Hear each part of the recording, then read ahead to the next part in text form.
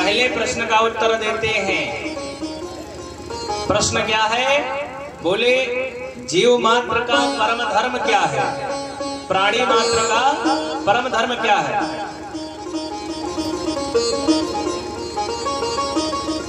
सूत जी महाराज कहते हैं प्राणी मात्र का जो परम धर्म है, जीव मात्र का जो परम धर्म है, वो है भगवान के चरणों से प्रेम करना। हमारा धर्म क्या है? हम सभी का धर्म क्या है? प्रत्येक प्राणी का धर्म क्या है? कहते हैं प्रत्येक प्राणी का धर्म है भगवान से भक्ति करना। हमारा ये परम धर्म है। ध्यान दीजिए, जैसे हम किसी विशेष काम के लिए निकलते हैं, अब आप अपने घर से कथा सुनने के लिए निकले, तो हमारा मुख्य कार्य क्या है? बोले मुख्य कार्य हमारा है भगवान की कथा सुनना। हम यहाँ किस कार्य के लिए निकले? कथा सुनने के लिए। लेकिन अब कथा सुनने के लिए आ रहे हैं और रास्ते में कोई हित मित्र मिल गया, सीताराम नमस्कार किया, तो हमारा ये भी धर्म है कि उससे नमस्कार भी करें। अब ये नहीं कथा सुनना है तो और नातेदारी भूल जाए।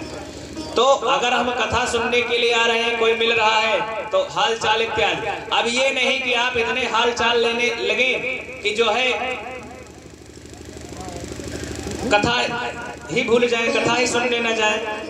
तो कहने का तात्पर्य यह है कि हमारा जो मेन कार्य है, हमें इस पृथ्वी पर हम क्यों आए हैं? बोले कि इस पृथ्वी पर हम आए हैं भगवान की भक्ति करने के लिए। किस लिए? भगवान की भक्ति करने के लिए इस पृथ्वी पर हम आए हैं। लेकिन हम लोग क्या करते हैं? भक्ति छोड़ करके बाकी सब कुछ करते हैं।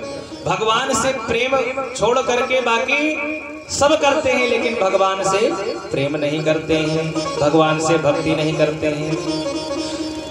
और यही पहला प्रश्न है जिसका उत्तर बताते हैं कि भगवान से भक्ति करना ही हमारा परम लक्ष्य है। अच्छा महाराज, तो भक्ति कैसी होनी चाहिए?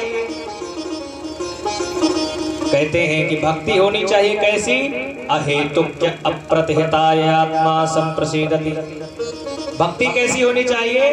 बोले भक्ति के दो विशेषण है।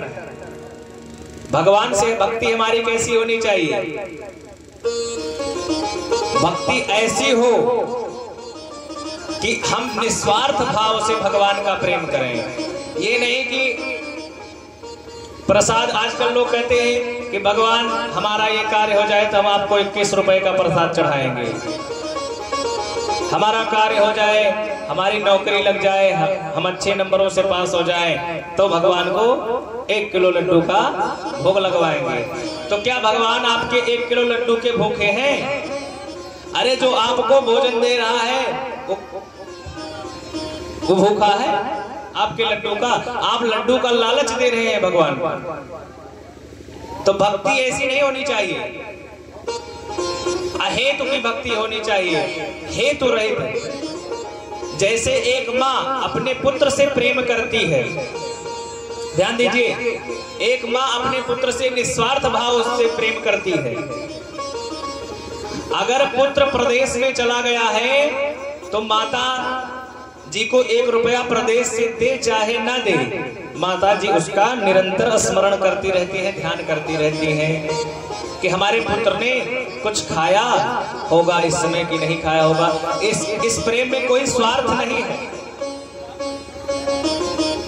तो जब भगवान से आप निस्वार्थ भाव से प्रेम करेंगे, कल्याण तभी होना है। अब आप 2 रुपए की अगरबत्ती जलाएंगे तो क्या कहेंगे? सुख संपत्ति घर आवे, कष्ट मिटे तन का।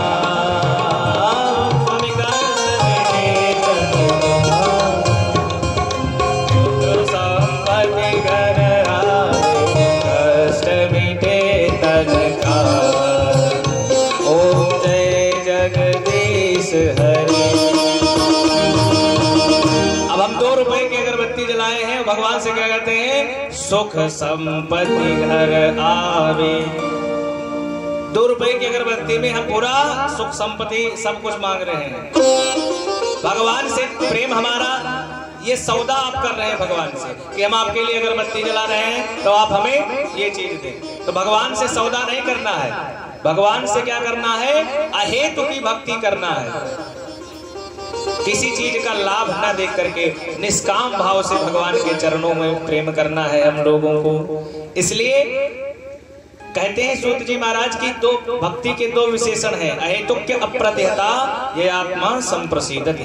अहेतु की भक्ति हमारे जीवन में होनी चाहिए, और जब भक्ति आपके जीवन में हो जाएगी तो क्या होगा? बोले जनयत्या सुवैराग्यम ज्ञानम चा यदि हेतुकम। आपको सहज वैराग्य हो जाएगा। भक्ति जैसे ही आपकी पुष्ट हुई आपको वैराग्य हो जाएगा। वैराग्य का अर्थ यही है कि आप माया, आप रहेंगे तो गृहस्थ, ये नहीं कि जंगल में चले जाएंगे वैरागी बन जाएंगे। वैराग्य का अर्थ यही है कि आपको यह ज्ञात हो जाएगा कि इस दुनिया में रिश्ते नाते नहीं है, बस केवल